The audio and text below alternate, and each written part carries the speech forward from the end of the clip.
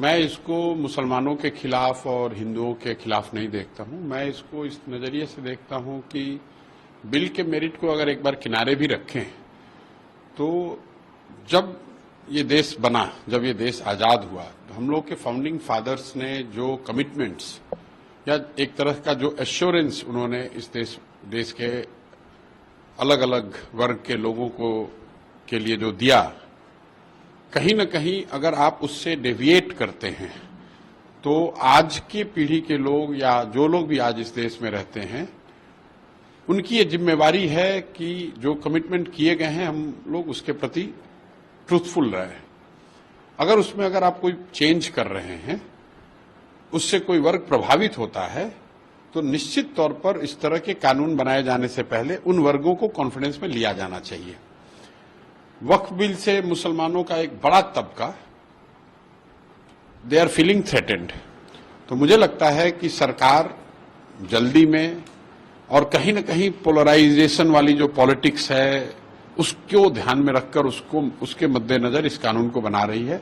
उनको वक्फ की जमीन से कितना मतलब है मैं नहीं जानता हूं, या वक्फ की संपत्ति या उसके कार्यकलापों से कितना मतलब है ये मैं नहीं जानता हूं। उनको इससे मतलब है कि ये हिंदू मुस्लिम होता रहे।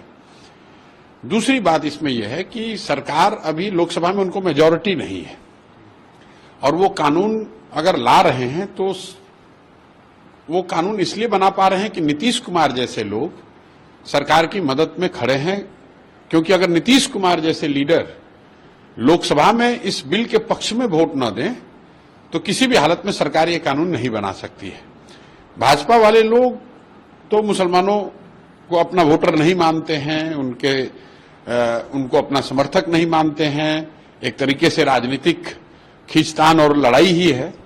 लेकिन जब नीतीश कुमार जैसे लोग जो रोज मुसलमानों को ये बताते हैं कि हम आपके हितैषी हैं, या जो आज भी बड़ी संख्या में मुस्लिम लीडरान नीतीश जी के पार्टी में हैं, उनके साथ राजनीति करते हैं, ऐसे लोगों को जरूर इस बात की चिंता करनी चाहिए कि जब आप गांधी की बात करते हो, लोहिया जेपी की बात करते हो, तो क्या आप वक्फ के कानून के पक्ष में वोट देकर अपना दोमुहा चरित्र नहीं दिखा रहे हैं? तो नीतीश जी जब इस कालखंड का इतिहास लिखा जाएगा तो इस कानून को बनने का दोष भाजपा से भी ज्यादा दोष कहीं न कहीं नीतीश जी जैसे लीडर्स के सर पे होगा। नीतीश जी तो लेकिन अभी तक चुप है इस बिल पर, लेकिन उनके पार्टी पूरे तरीके से सपोर्ट कर रही है, पार्लियामेंट में व्हिप भी जारी। नहीं, नीतीश जी का ये पुराना तरीका है। मैं आपको याद दिलाना चाहता हूं और आपके जरिए दर्शकों को बताना चाहता हूं कि यही नीतीश कुमार सीए एनआरसी के पक्ष में वोट दिया था इस आदमी ने, और उस समय तो मैं उनके दल में था, सब सर्वे सर्वा था। पार्टी की बैठक में ये तय किया गया और नीतीश कुमार ने लंबा चौड़ा भाषण दिया कि हम लोग तो बिल्कुल ही इस पक्ष में नहीं है, बिल्कुल ही इस कानून के विरोध में हम लोग हैं, और पार्लियामेंट में वोट कर दिया सीएनआरसी के पक्ष में।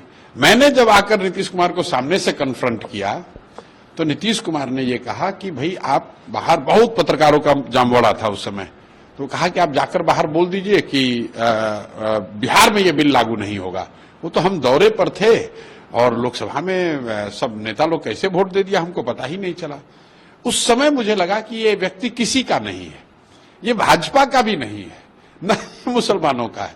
मतलब पार्टी में कह रहे हैं कि मैं इसके विरोध में हूं, पार्लियामेंट में बिल के पक्ष में वोट दिया, और मुझे जब मैं विरोध कर रहा हूं तो मुझे कह रहे हैं कि जाके बिहार में कह दो कि हम लोग तो बिहार में लागू नहीं करेंगे।